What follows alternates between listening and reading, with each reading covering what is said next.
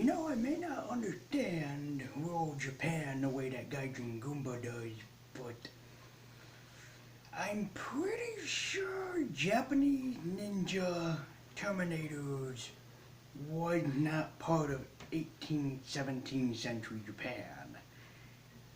And if I'm wrong, he owed me a lot of explanations. Then again, he owed me a lot of awesome explanations why he never mentioned it in any of his videos.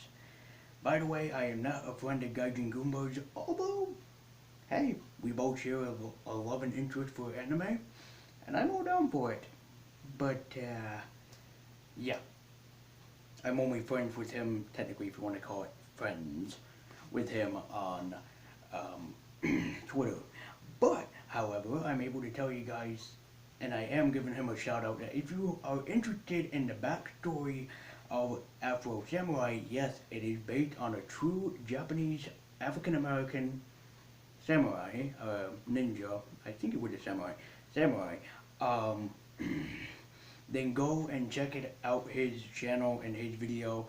I will link his video in probably the description down below, and I will link his channel here, and even I'll give him a shout out on Twitter. And Gaijin, if you're watching this, thank you so much for that backstory on it, because I can't go into detail for it, but you need to watch it. It's great, an explanation of how one African American man went from, basically what's considered slave into samurai, and it was just amazing. So, we were talking about Samuel Jackson's Afro Samurai. Not only Samuel Jackson is in this movie, but so is Ron Perlman, and music by The RZA. So, how is Afro Samurai? It is probably one of the most amazing concepts ever to be conceived into an anime form. Basically, the story is that Afro is basically in heritage of becoming a great samurai. His father was, I'm pretty sure his grandfather was. It goes down from century to century. And each person in his family had a headband with number one on it. And he wanted to be known as the number one samurai, the best around. Sadly though, his father faces off against Justice, who is voiced by Ron Perlman, and ends up being dead. So Afro spends so many years training into actually becoming the world's best samurai so he can face off against Justice yet again.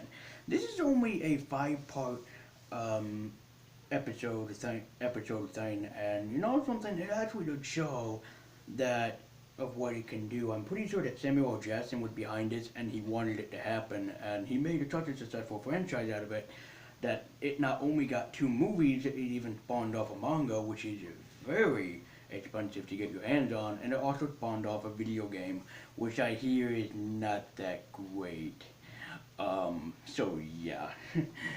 Just for record standards, if I'm ever able to do my gameplay channel ID with my girlfriend, maybe we'll play it, but I would for you, I hear it's not that great. But the voice acting in this is superb. The animation, I have to say, is not the best I've seen.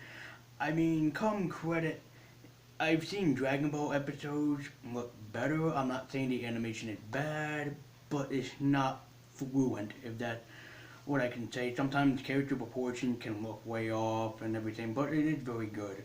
Only downside to Afro Samurai for me is that it had no subtitles or captions. Now, for somebody that is hearing impaired, I think that all anime movies or TV shows should come with captions and subtitles for hard of hearing people, myself included.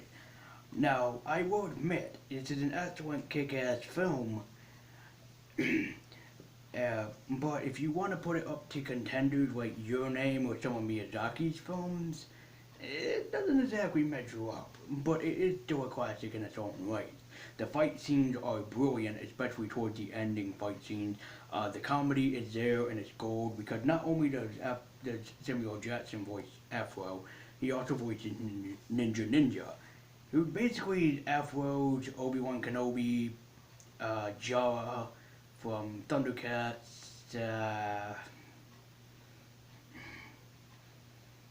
He's a stand, basically. Only Afro can see him. Sadly, though, he cannot summon up the water. As we all know, that is the standard for ghosts. All ghosts, paranormal and all, need to have the water. I'm sorry, the water, not anything else.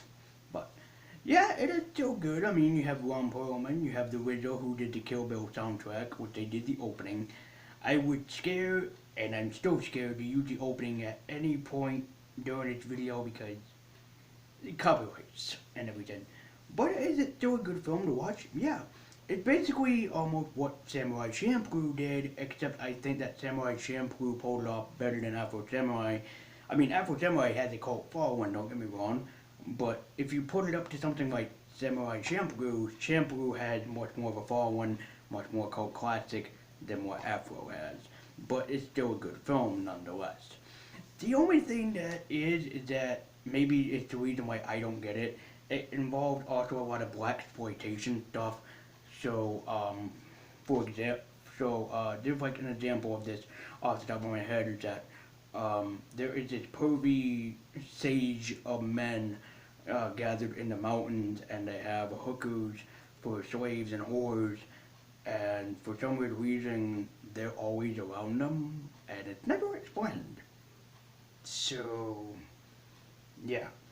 So my NerdTaku rating for Afro Samurai is basically you can watch it, it is a worth watch, but if you want something that has really good ninja samurai action plus plus hip hop music, you probably should watch Samurai Champloo and try to ignore Afro Samurai. Don't get me wrong, Afro Samurai is great and it has a good message about racism and segregation that still exists to this day, sadly, and it's still a good film to see because of that. But, however, if I ever had to pick between this or Champloo, I'm probably gonna pick Champloo. I'm sorry. But always remember, I will see you next time, and that NerdTakus are awesome. Speaking of next time, we're gonna go from samurai ninja hip hop action to something of the sci-fi territory. It's it's a cure. So next time, Akira. I'll explain in the review. But until next time, remember, NerdTakus are awesome, and I'll see you guys next time.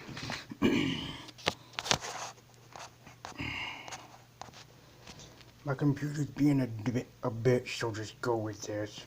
I know that I usually have an ending with an ending theme, but just go with it. Just go with it.